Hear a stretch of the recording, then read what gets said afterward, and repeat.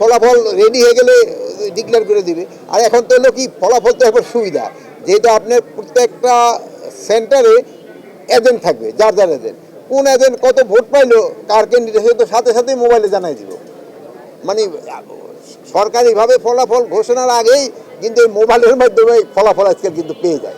কোথাও কেন্দ্র দখল হয়, কেউ ছাড় পাবে না। এবার এই জন্য কেন্দ্র দখল যেন না হয়, এই জন্য আমরা সিসিটিভি প্রতিটা কেন্দ্রে লাগানো হচ্ছে। আমরা বডি ক্যাম্প, পুলিশের 25,700 আমরা বডি ক্যাম্প দিচ্ছি। আমরা ড্রোন ব্যবহার করতেছি। আমাদের যে সুরক্ষা অ্যাপ, এইগুলি ব্যবহার করা হচ্ছে। এবার যদি কেউ কোনো রকমের এদিক করতে যায়, সে কেউ ছাড়া পাবে না। সে ভাই হোক বা বোন হোক, তার ছবি ওখানে থেকে যাবে। 3 দিন পরে হোক, 4 দিন পরে হোক, বা 6 মাসের জন্য জামিন নিয়ে আসুক, জামিনের পরে হইলেও সে ধরা খাবে। আমি অস্বীকার করবো না, এবার ক্ষেত্রে কিন্তু অবৈধ অস্ত্র না, এবার আমাদের তো বৈধ অস্ত্র তো বাইরে আছে। যেটা আমাদের যে থানা থেকে যে অস্ত্রগুলি চলে গেছে, আমরা তো সব কটা উদ্ধার করতে পারিনি। এই জন্য কিছু কিছু উদ্ধার হয়েছে, এবং উদ্ধারের পরিমাণও কিন্তু বেড়ে গেছে অনেক।